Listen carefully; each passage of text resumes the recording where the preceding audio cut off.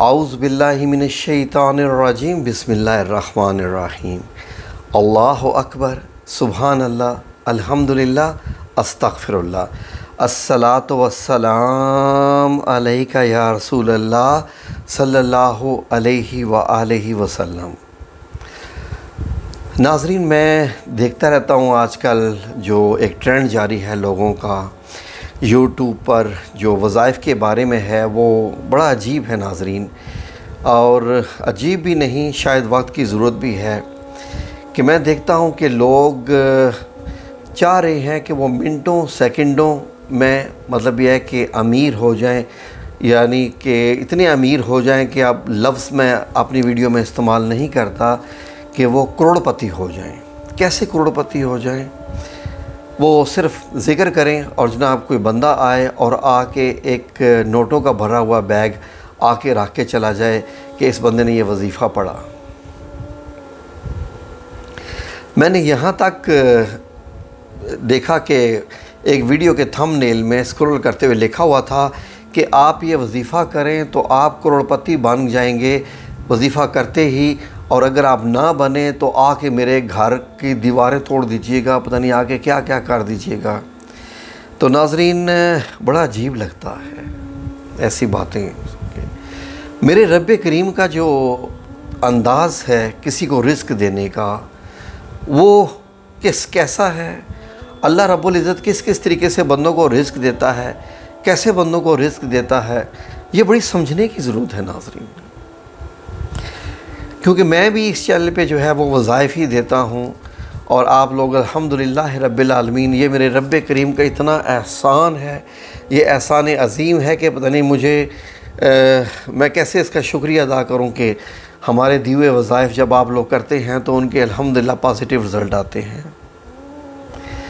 کیا آج تک میں نے اس چینل پہ کبھی آپ لوگوں سے کہا کہ آپ یہ وظیفہ کریں گے تو آپ کروڑ پتی بن جائیں گے، ارب پتی بن جائیں گے؟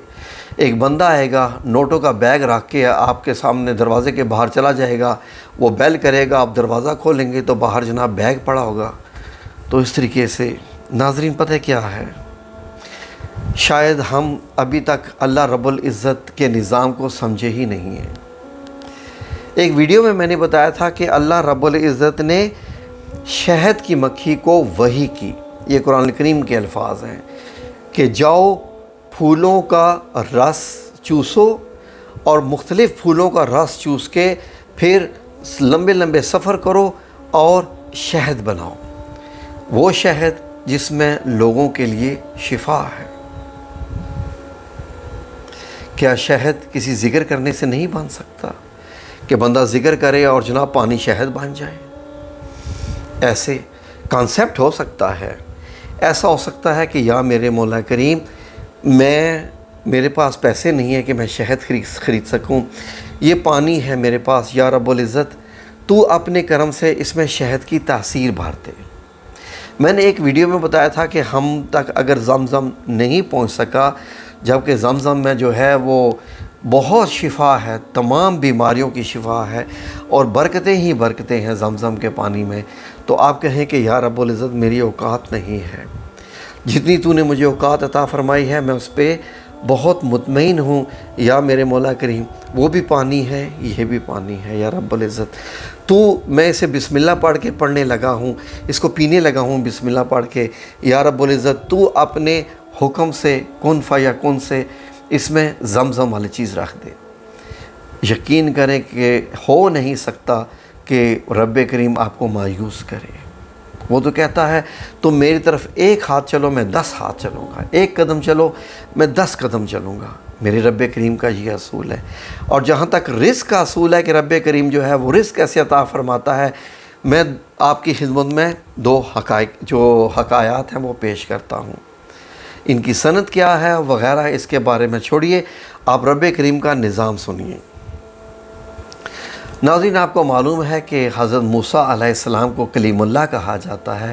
کلیم اللہ سے مراد ہے کہ اللہ سے باتیں کرنے والا، لٹرلی کہ جیسے 2 بندے آمنے سامنے ہو کے باتیں کرتے ہیں، لیکن اللہ رب العزت حضرت موسیٰ سے پردے میں بات کرتے آواز کے ساتھ۔ یہ آواز کبھی کسی آگ سے آئی، کبھی زیتون کے درخت سے آئی تو باتیں ہوتی تھیں باقاعدہ. تو تمام بنی اسرائیل والے جانتے تھے کہ یہ معاملہ ہے. تو ایک دفعہ ایک شخص جو کہ انتہائی غریب تھا، اس نے حضرت موسیٰ علیہ السلام سے سوال کیا کہ اے موسیٰ علیہ السلام، آپ تو اللہ رب العزت سے باتیں کرتے ہیں جو ساری دنیا کو رزق دینے والا ہے، ان سے کہیں اللہ رب العزت سے کہ میرا رزق بڑھا دے.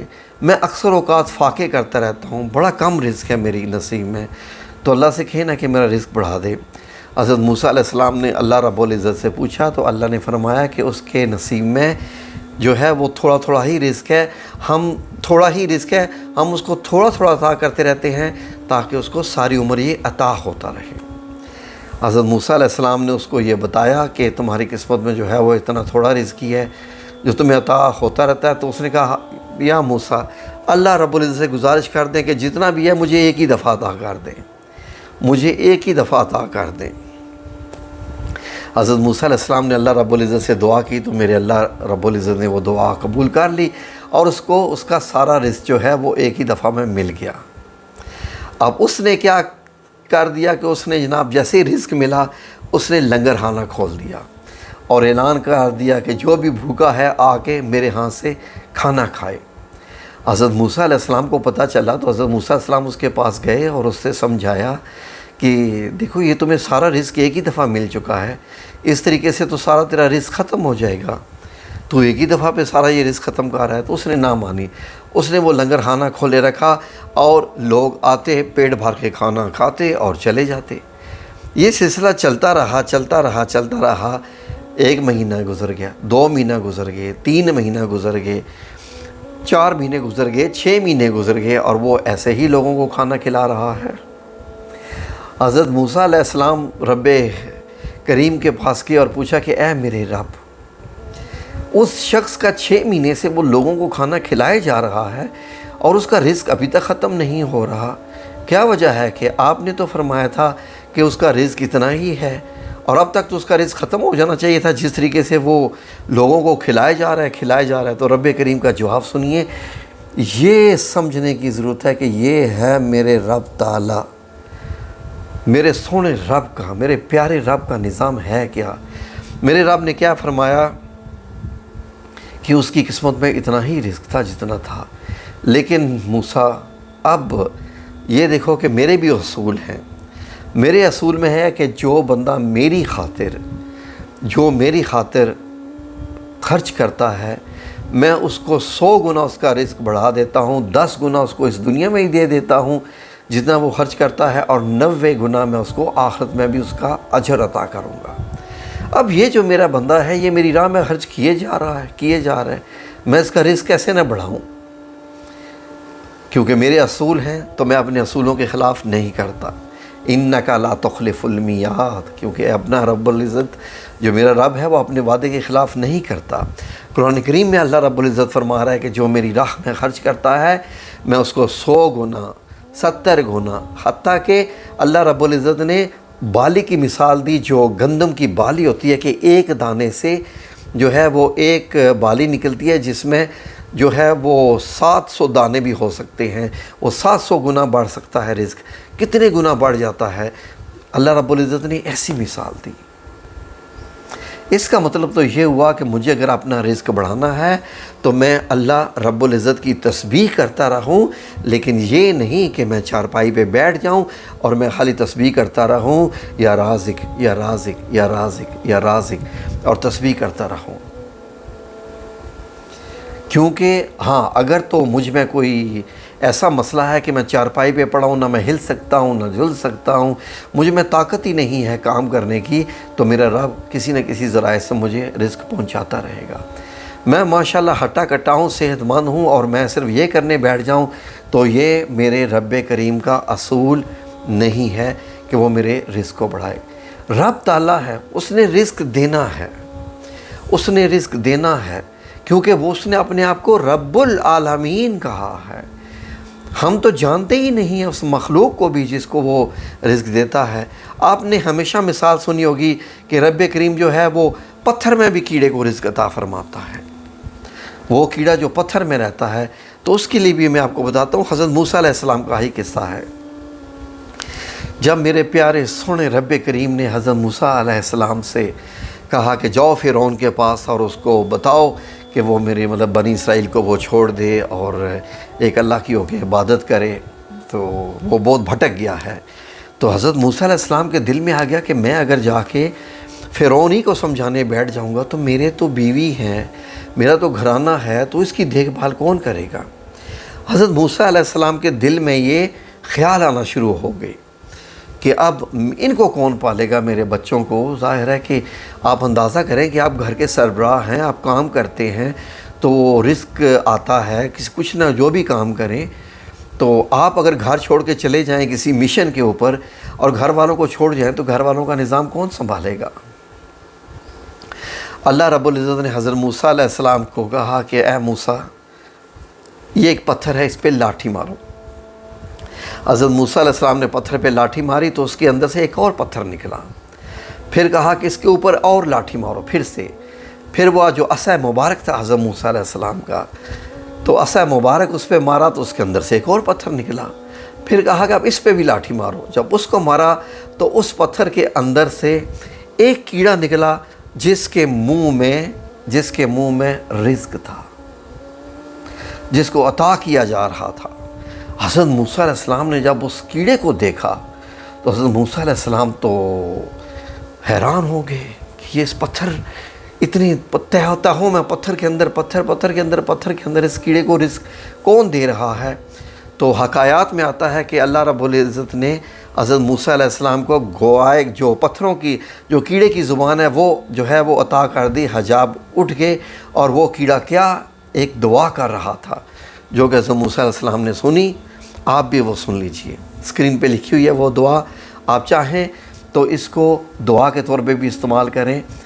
ہو سکتا ہے اللہ رب العزت آپ کو بھی ایسی رزق عطا فرما دے جیسے اللہ رب العزت کیڑے کے عطا فرماتا ہے۔ اب میں اگر کوئی بزنس میں اگر کوئی میں دکاندار ہوتا تو میں کہتا جی یہ دعا کرنی شروع کر دیں اور آپ کے پاس کروڑوں آنا شروع ہو جائیں گے، اور ابھی یہ دعا مکمل نہیں ہوگی تو جناب جی آپ کے ٹیبل کے نیچے دیکھیں گے تو جناب جی یہ کروڑوں کا پڑا ہوگا۔ استغفر اللہ العظیم، یا میرے مولا کریم مجھے معاف فرما دے کہ جس دن میں اس قسم کا میں لفظ استعمال کروں، جس دن میں ایسا لفظ استعمال کروں، اس دن آپ لوگوں سے گزارش ہے میری کہ 1,23,000 سبسکرائبر ہے میرے اس چینل پہ، آپ پلیز میرے اس چینل کو چھوڑ کے چلے جائیے گا اور مجھ پہ لعن طعن بھی کر کے جائیے گا، کیونکہ یہ میرے رب کریم کا اصول ہی نہیں ہے۔ غیبی مدد وہ کرتا ہے، لیکن غیبی مدد بھی ان کی کرتا ہے جو اپنی مدد آپ کرتے ہیں، اللہ پہ بھروسہ رکھتے ہیں، ہاتھ ہلاتے ہیں، پھر غیبی مدد آتی ہے۔ تو وہ کیڑے کی دعا کیا تھی ناظرین؟ وہ کیڑے کی دعا جو اسکرین پہ لکھی ہوئی ہے وہ یہ ہے ناظرین: سبحان من یرانی ویسمع کلامی ویعرف مکانی ویذکرونی ولا ینسانی۔ اس کا مطلب سنیے ناظرین، بڑا خوبصورت اس کا مطلب ہے، آپ حیران ہو جائیں گے مطلب کو سن کے۔ سبحان من یرانی، اس کا مطلب ہے کہ پاک اور پاکیزہ وہ ذات ہے جو مجھے دیکھ رہی ہے، وہ پاک جو مجھے دیکھ رہی ہے۔ وَيَسْمَعُ وہ سن رہا ہے، یسمعُ کلامی، کلام ہوتا ہے نا بات کرنا، کلامی میرا کلام، وہ میری بات کو سن رہا ہے۔ آگے ہے وَيَعْرِفُ مکانی، دیکھیں عارف ہونا جاننا، مکان جگہ کو کہتے ہیں، وَيَعْرِفُ وہ جانتا ہے، مکانی کہ میری اس جگہ کو، کہ میں یہاں ان پتھروں کی تہ میں بھوکا بیٹھا ہوں۔ وَيَعْرِفُ مکانی وہ میرے ٹھکانے کو خوب جانتا ہے، سبحان اللہ۔ وَيَذْكُرُونِی وَيَنْسَانِی، اور ایسا ہے کہ وہ مجھے یاد بھی رکھے ہوئے اور مجھے بھلاتا ہی نہیں۔ کیا خوبصورت تعریف کی ہے اس کیڑے نے، کیا خوبصورت تعریف کی ہے۔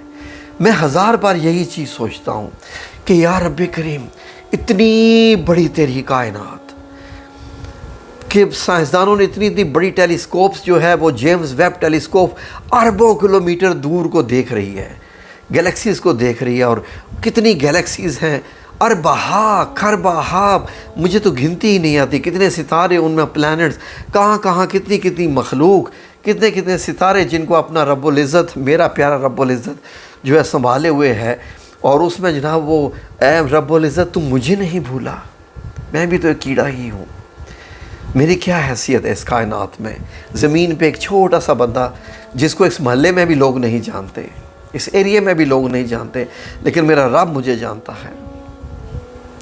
ناظرین یہ بات سنی تو حضرت موسیٰ علیہ السلام کو پتہ چل گیا کہ بس مجھے اپنے گھر والوں کے لیے ذریعہ معاش کی پریشانی کرنے کی ضرورت نہیں ہے، وہ رب تعالیٰ ہے، وہ رب ہے، وہ پالنے والا ہے، وہ سب کو انشاءاللہ بإذن اللہ تعالیٰ ایسے ہی عطا کرے گا۔ جزاکم اللہ خیر، ویڈیو آپ نے دیکھی، اور اللہ سے دعا ہے کہ اللہ رب العزت آپ کو بھی ایسے ہی رزق عطا فرمائے اور بے انتہا عطا فرمائے، بابرکت، میں لفظ استعمال کرتا ہوں، بابرکت رزق عطا فرمائے، ایسا عطا فرمائے کہ آپ کو دینے والا ہاتھ بنا دے، آپ لوگوں کو رزق دینا شروع کر دیں، کیونکہ جو رزق دینے، جو لوگوں کی غریبوں کی مدد کرتا ہے وہ سمجھ لیں کہ سنت الہیہ پہ چلتا ہے وہ، کیونکہ اللہ بھی غریبوں کو رزق دیتا ہے، اور اللہ آپ کو دے اور آپ بھی دینا شروع کرتے ہیں تو کیا ہی بات ہے۔ سبحان اللہ و بحمدہ سبحان اللہ العظیم۔ جزاکم اللہ خیر، دعاؤں میں یاد رکھیے گا، آمین یا رب العالمین، برحمتک یا ارحم الراحمین۔